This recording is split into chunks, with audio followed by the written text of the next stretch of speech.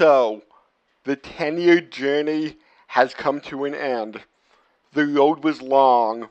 Struggles have been overcome. Battles were fought. And in the end, the world has changed. And for one last time, it's time to go beyond plus ultra for the finale of Boku No Hero Academia. Until the spinoff. Or the potential OVA bonus episode.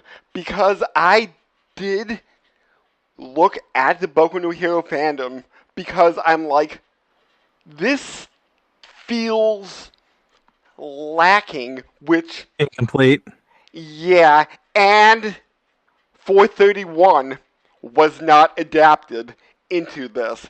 They took 430 and added a bunch of extra, stretched out scenes. They took little bits and pieces from 431, but just little liner notes from that, filled it in, and they took some stuff from, I think it was the Ultimate Fan book, that they shoved little bits and pieces in. So there is a chance during the final DVD they could put in a bonus episode, much like the final Tankobon had the true final chapter. There is a chance that maybe in 3-4 months we'll be back with one final episode, but as of now, this is the finale. And honestly, once it was finished, as I was just wrapping things up, I thought, yeah,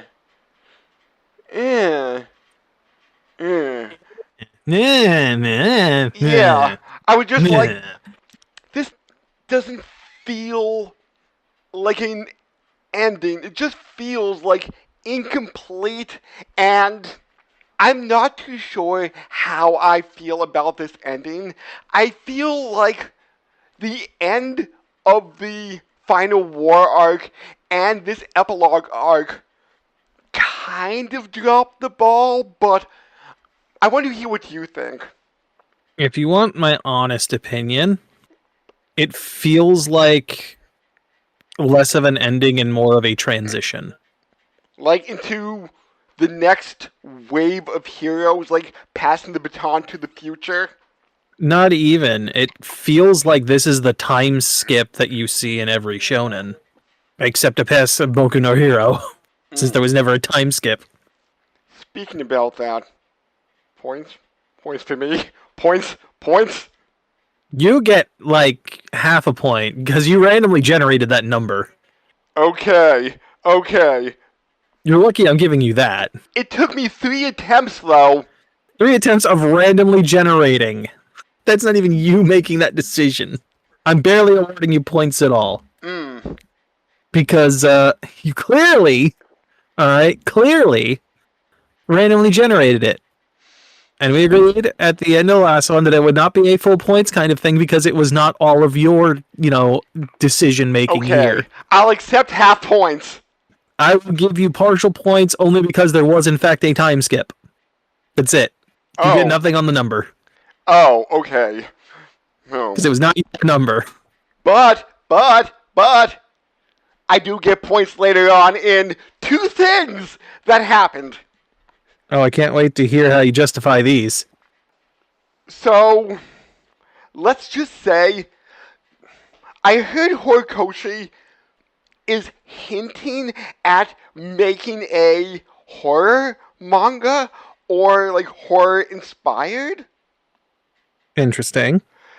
That's what the rumor is, and what he's saying, but I wouldn't be surprised if in 5 years after his potential horror manga is done, he's like, okay, I want to continue Boku no Hero with the quirk apocalypse, or whatever they were going to call that.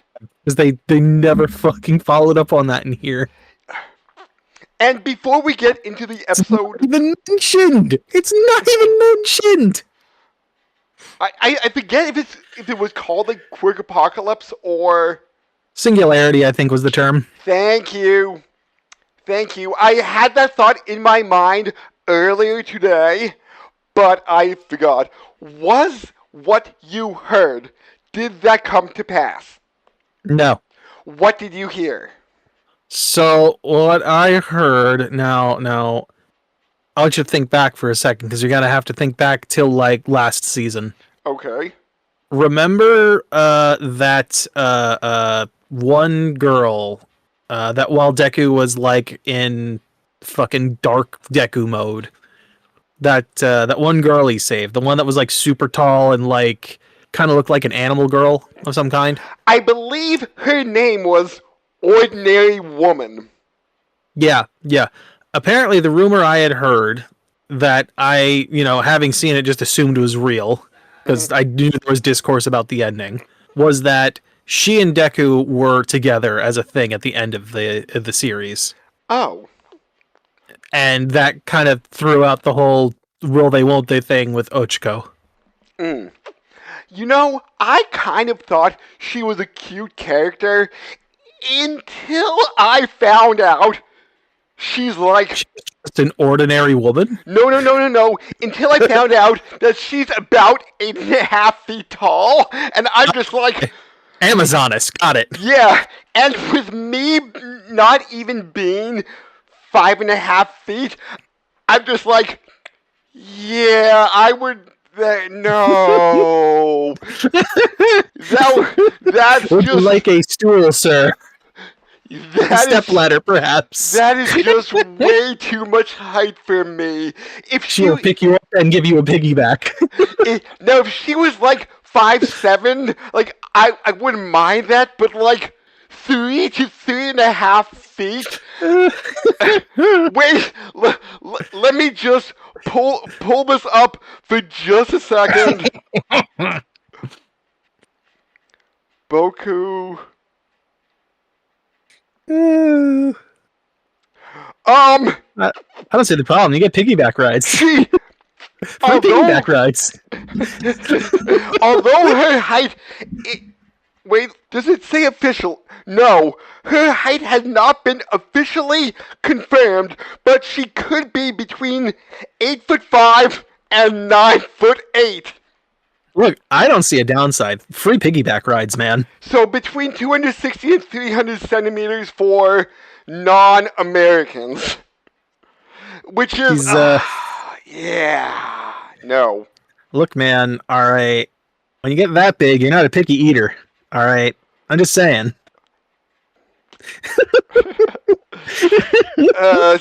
But if she was like more average person height... Yeah, she would totally be super adorable. Look, man, I'm just saying, you don't gotta fight your battles. She'll do it for you because she is intimidating. She's... Oh, even better, I just realized something. Okay. Alright, so here's what you gotta do, alright? She puts on, like, some kind of glow-in-the-dark paint on, right? Okay, just hear me out. Uh-huh. And then... Right, she has to like cloak herself or something because this will be the middle of the night. And when you come across a ne'er-do-well of some kind, a ragamuffin of the streets who decides to like try and steal your wallet, you pull off a pose, she whips off the cloth, and you suddenly have a stand behind you. And all of a sudden the intimidation sets in and said ne'er-do-well runs off in fear.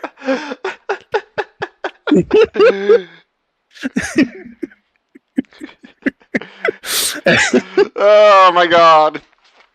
So we have a scene in the beginning of All Might and the Hawks just talking about how society is now changing and how anybody can be a hero. Mm-hmm. And do I get points for saying a civilian will help Dark cloud guy. Like, we don't have a name for him, but his family hates him because he has a quirk that does not pair well with his family, so he gets locked in the basement. It's weird. So I'm not gonna fight you on most of it, but like what the quirk does is what I'm curious about. Because it's almost like an acid eating cloud. Because when you see the flashback, there's a couch sinking into this thing and it's like falling apart. And something else, I'm not sure if that's a pillar or something, it is being eaten by this shit from the look of it. Like disintegrating it or destroying it somehow. So do I get points for saying a civilian will divert his path from villainy? I guess you do. Points! Because, he is saying, like, why is everybody so happy when I was suffering for all my life? I mean, he was locked in a basement and apparently now he's out? I'm guessing the battle with Shigaraki damaged his house and somehow, like, whether it was an earthquake, whether it was collateral damage, freed him? True, I'm assuming that I hesitate to say family considering, the situation, but I'm assuming the residents of that house all evacuated and just left him behind for some reason. Like, just that kind of abject cruelty. Also, fun thing with this, it's the same woman who first saw Shigaraki and regretted not acting sooner. And she doesn't even know the fact that her inaction literally caused it all to happen.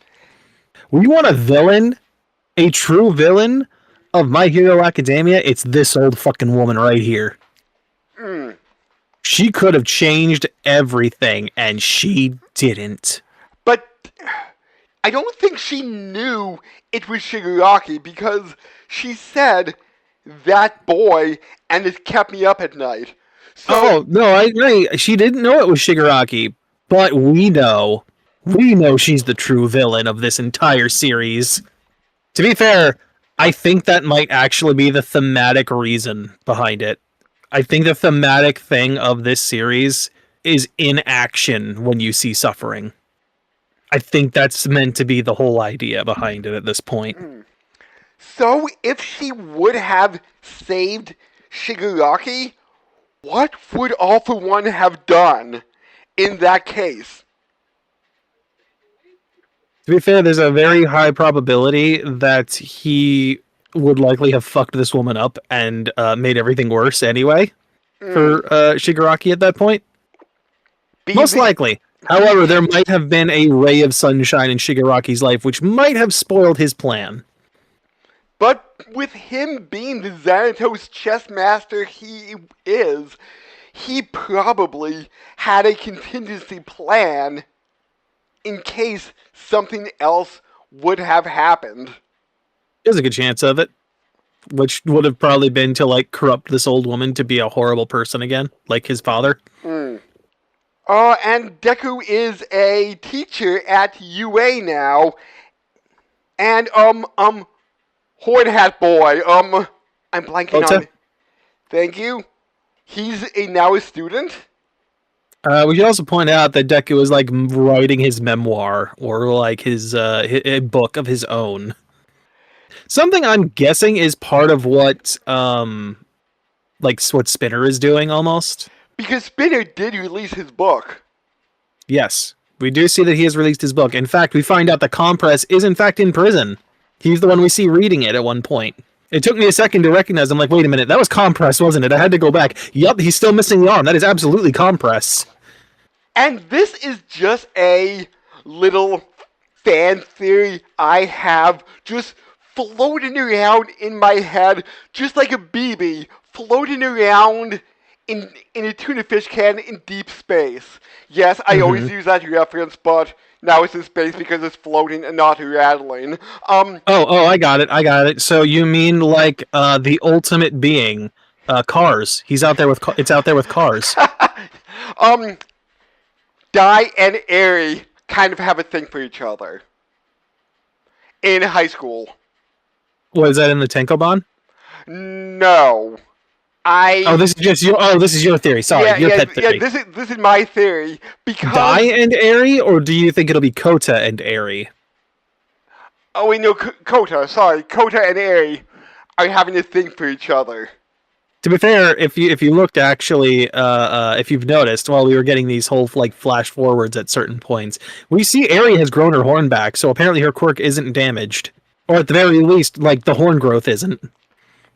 Because they had interactions in the final act saga, and because of them like going to school together, I'm just like having a minor thought they might have things for each other, but I'm not sure. Could be. And during all like the flashes, I forgot this every time I called him Dr. Yoshi, but his name is Dr. Yoshida. I was one syllable missing. I still think he looks like Yoshi. Oh yeah, we get to see a little bit of the physical therapy Bakugo's going through, and everyone's cheering him on, and of course, in the most Bakugo style thing you'd ever think of, he starts screaming at them. And then we have flashes to what everybody else is doing 8 years later, with Uraka Furapi creating an Ingenium, tutoring elementary schools. It's like quirk outreach, so it's, I'm assuming, a way to help people come to terms with their quirks and how they work and shit like that. And I found Creati, she had a lot more conservative outfit as an adult. Hold on, let me see here, because I was looking before. She doesn't have the plunging neckline anymore. Oh, this is way... Oh, so she's not, like, sprouting things out of her boobs? Cool. Is it out of her thighs now? I'm not 100% sure. And well, we skipped the graduation here, so there's that, too. Yes, I did miss that. And I miss... Also, May is still not bathing whenever she's working. Which is constantly. I found, even though it was 8 years, she didn't get as much of a updated design as... No, she's still in like essentially a tube top, basically, and like fucking welder's gloves and thick pants, it looks like. She's definitely filled out more. She's not really changed much. I think her hairstyle is maybe slightly different. Like, the bangs are set up, I think, a bit different. Outside of that, yeah, nothing much. It's about the same. We saw La Brava and Gentle have, like, a programming company. Yes. And that's when Dr. Yoshi popped in, because we have a class of kids wanting to say, where do you want to go when you go to UA, and Dai... Well, not even UA, when you go to high school in general. Because, I mean, you don't need to go to UA to be a doctor. Well, I thought they were going to feel like everybody's saying... Not that one. I wanted to go into the hero... It was mostly that one guy. Like the Tans dude, and then our little guy Dai here, who wanted hero courses. The other guy just said he wanted to become a doctor, which, again, you don't need to take a hero course to be a doctor. But doesn't UA offer other things than hero courses? There is, like, the support class, and then I think, like, the business course. Oh, I thought there was, like, a bunch of or other the marketing stuff at course. UA. If there was, they haven't mentioned it that I've seen or remember. Okay then, my bad. And adult Bakugo is still Bakugo, screaming at the camera, get the hell away from me. Yep, absolutely. And that's when we see, like, I'm assuming middle school level Eri here, where she's, like, running in front of one of the TVs. Also, yeah, good old Bakugo's dropping in the rankings, but, you know, Shoto's gonna shoot up there and past him. I think they said he's already number 8. I missed that. Also, did you see what fucking Mirio is going on? He is still short? No, Lemillion. Oh, Lemillion. Oh, okay. He has a pompadour now. What the fuck is the tall pompadour about? What the shit's that? I don't know. What is going on with the pompadour? Like, okay. if you saw, and I think you mentioned this on Bobobo, he kind of looks well like a blonde commander battleship. Have to look back and see Yeah, that. I but don't remember that character. commander battleship had a tube like an extremely long tube pompadour. That sounds vaguely familiar. But Lemillion's wasn't as long, but I'm just like, No, but it's still ridiculously long. yes. Like, it's an entire head length long. It's Mm. fucking stupid. Also, yeah, we have a nice little talk between Eraserhead and Deku, and Eraserhead's like, you need to be fucking stricter, you idiot. Basically, anyone who gets in here now is guaranteed to be a hero, so you need to be strict. Even though the amount of villains are lowering. Mm-hmm. Which means that they're likely restricting the amount of people that get in to those that are almost already built for that. And Dai's quirk, which we later find out is generating saucers. Before you say anything, okay, before you move ahead, I just want to point something out. So, we see Deku walking by, and of course, I know this might shock you, but we see that apparently he's walking in front of like what must be some kind of like a salon type store. Tsukuyomi has got his own cologne now. I noticed that, and my thought, what the hell? Wow, what?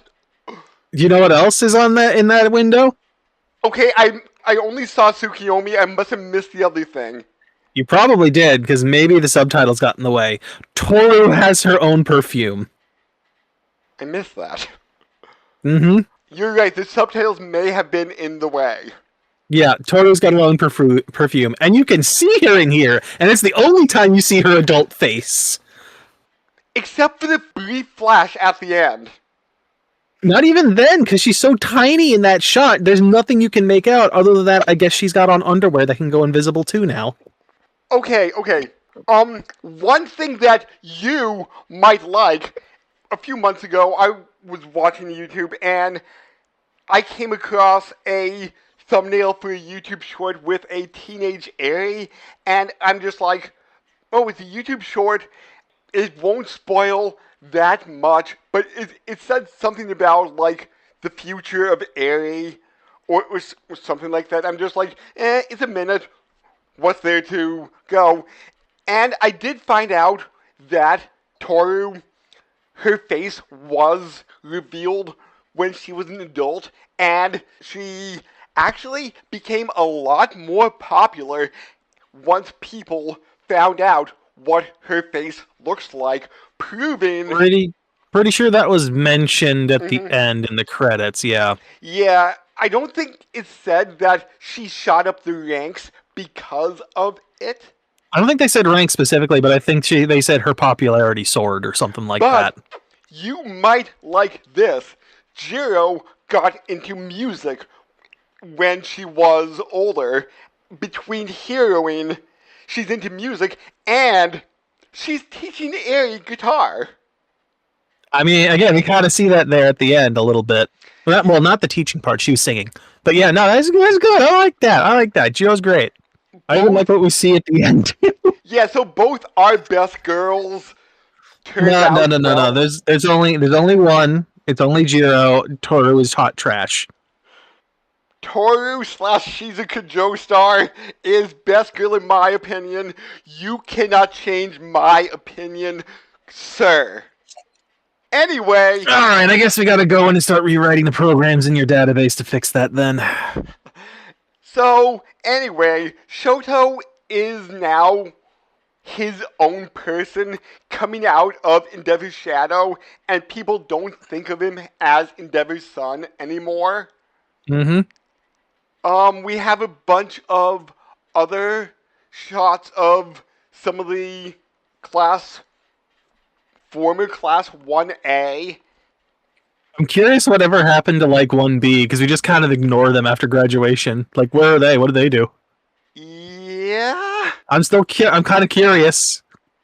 I mean, they've been background characters this entire series. They have, but they are also supposed to be like their like rival side. Like we got a little bit of like Minoru, I think it was the dude who copies quirks. We got a little bit of him at the end, but he's like the only one really. I think that's because he was, to the best of my knowledge, and I know there was the 1A versus 1B story arc for like 5, 6 episodes, Mm-hmm. but I think he was the one that got the most focus. Well, yeah, because his personality is fucking insane. Of course, he's going to get the most focus. He's the most insane one of them all. Anyway, cut to Spot Boy meets Deku. And he has the quirk of growing saucers out of his hair? Yes, it seems like saucers that can be turned into like I don't know, projectiles essentially. And Deku is over analyzing his quirk. Of course he is. Could I be a hero? That's just like, wait a minute, how does this quirk work? Maybe you can do it. And of course, poor Dai is starting to get like a panic attack of like, what the fuck is this guy on? He's being weird. So this is what Deku is actually like? Oh my god, I can't believe I looked up to him. No longer my hero. I don't like him anymore. Bakugo's better. And that's how the episode ends. Until All Might shows up.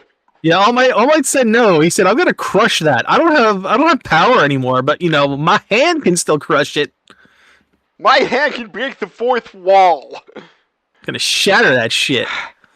And sir, do I get points for saying Deku will get a super suit? The sad part is, he literally is Batman now. That's the sad part. Like, if anyone else goes bad, he can come up with a plan to shut down their quirks. So do I get points for the super suit? Points? Look, he'll be the one. He'll be the guy. He'll be the Batman holding the kryptonite gun, ready to shoot Superman. Sir, points for me? More points for me? Here, you can add to your little point sandcastle. Points in the finale! But you probably win overall. But still, in the end, The throne has yet to diminish. Points. Points, points, points. Yeah, because, I think I said something like the only, and this is when we were saying, when I was still on the path of not fully comprehending the fact that, like, this is how I became the greatest hero. I thought that literally meant Deku becoming #1, the greatest hero, rather than the hero to inspire anybody. I would say, like, the way that would happen is if All Might would give him a super suit. Mm-hmm. So, yes, points. Okay. You feel better now? Yes, and then we have shots of everybody as a 20-something, and then little flashes. Like 25-ish. Yeah, little flashes to where are they now? And before we move on to that, we get a shot of like all of them leaping into action, including Deku. And I do like how some of these go. Like, for instance, what we see here is Froppy jumping forward and just carrying fucking Aoyama with her tongue. We see, we do. Okay, so we do see Toru for a second here, where she becomes visible. Apparently, she has gear that goes invisible. I did hear about that, but why did she keep the gloves and the boots? I was going to ask that. Why did she keep them? It completely invalidates her ability. And how she became visible. Aoyama's quirk short-circuited again and blasted her, and because of that, she became visible. So, like, you see Sugar Rush jump in, he's literally taking a leap. Same with Tailboy. Ingenium's thrusting himself forward. Acid, Ashida's, like, floating on her acid a little bit. Creati's got a literal fucking hovercraft she's on. And was she at all close to Denki? Because I'm surprised that their hero What? associations are Who? Creaty and Denki.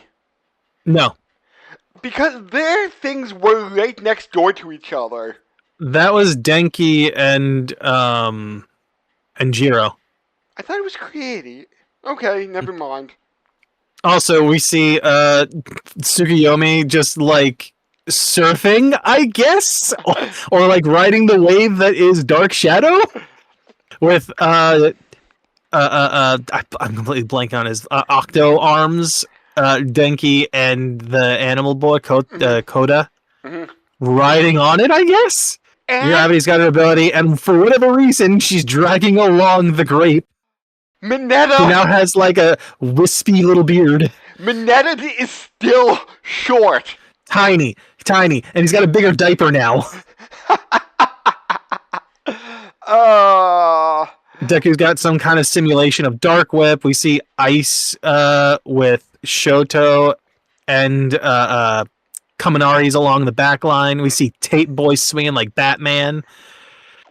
Same with our brainwashing friend. And then we see Jiro, who apparently has now gotten boots that allow her to like just use the sound waves to bounce her through the air, which is fucking sick. That is interesting. Like using like sound propulsion. That's what it seems like to me. Like whether that's from her heartbeat or something else, but it is absolutely bouncing her through the air, and it looks sweet. Although she does slightly look like she's kind of out of control with it. Like there's this tiny bit of like, I can do this, but barely right now. And like 10 minutes before we started, And of course we have our Bakugo flying too. Yeah, and like 10 minutes before we started recording, when I was looking at, hey, is this an adaptation of 431 because of its incomplete feeling to me? Mm-hmm. I found out something fascinating that I didn't confirm, but apparently this final scene is a recreation of the season 1 opening. Oh, interesting. That's a nice turnaround there. Also, we have a ghost of Shigaraki for some reason. For some reason. Don't know why he's there. So, I'm hoping that there will be an OVA episode down the line that adapts 431, because maybe I would have better feelings now, but like I said in the beginning, it just doesn't feel like an ending as much as it should. Also, apparently Aoyama is Toru's sidekick. Not a surprise there. I think she needs to be visible, and his quirk can do that for her. I think I pointed that out earlier. You did. I don't know if you said that he was the sidekick, but yeah. What else is here? What is it? Kaminari gives off, or Kirishima. Sorry, I think I called him Kaminari before. Kirishima is constantly giving very manly speeches, and people are so impressed by it. And I'm going to assume that Ashido is very popular with the young men, because it just says popular among the youth. Also, manly calendar sold out immediately after release. I'm assuming there's some tasteful nudes in there. And a lot of this, where are they now, was bits and pieces from 431 and the what did I say? Ultimate Hero book or something. Ashido goes into dance tournaments or dance events. We obviously have like the ongoing work with Sue and Ochiko. Shoji and Koda are helping people with weird quirks.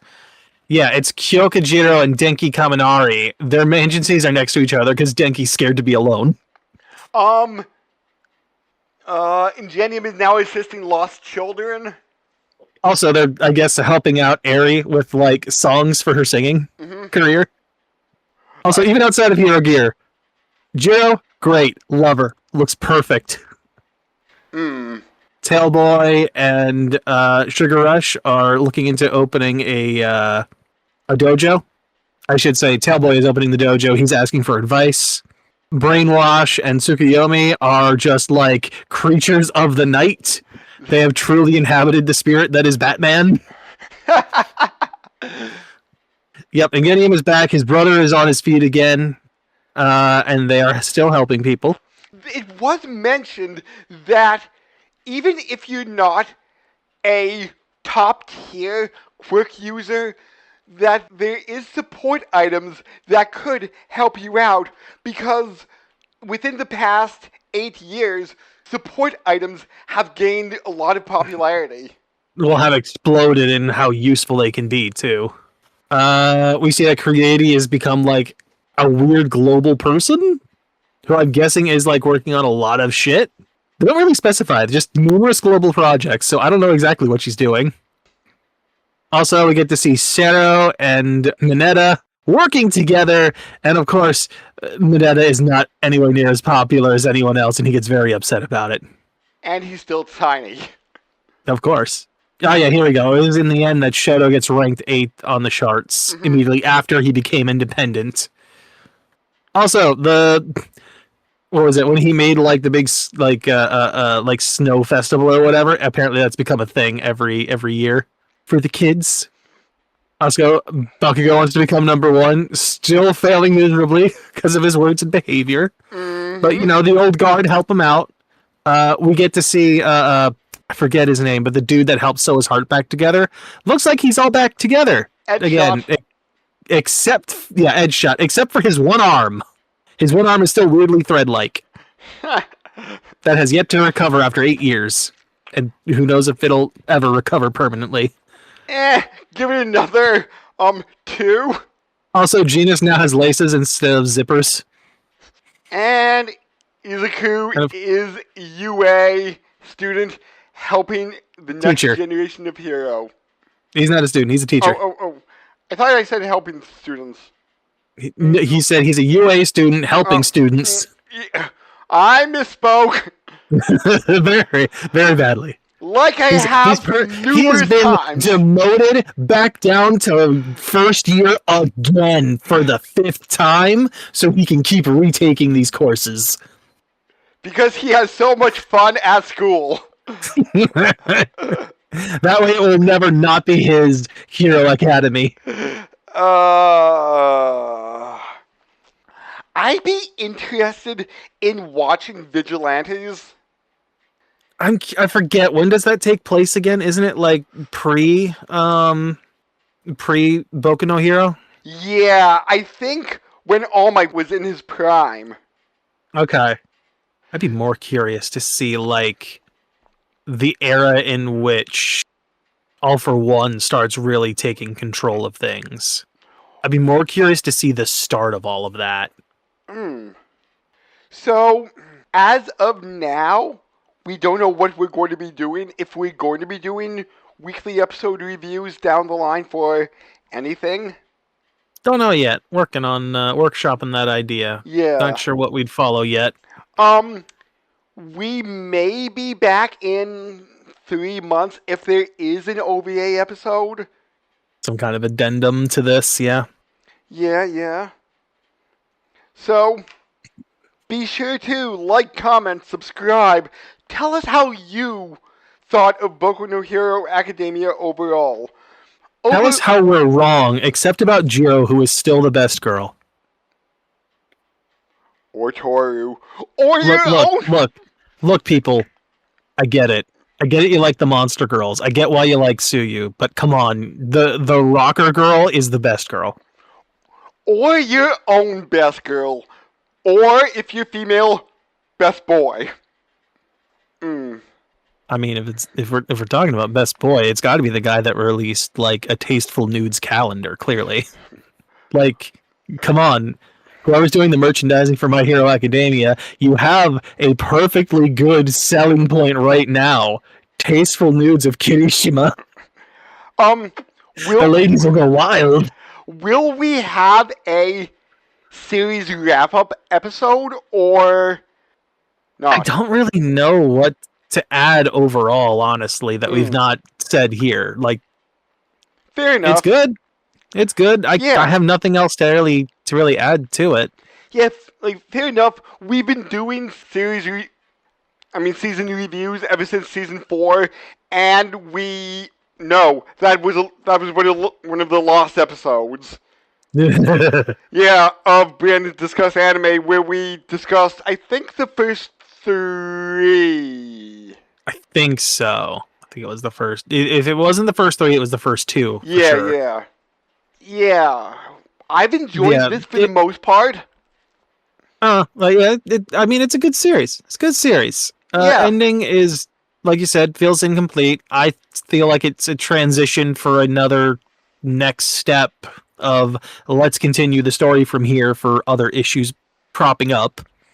Especially now that the omni fucking power that is One for All is no longer in existence. I don't know. But whatever it is, we may or may not talk about it. That made no sense. Yeah. Yeah. Me faltering at the end. That As seems about right for this. yeah. So, goodbye, everybody. Bye bye.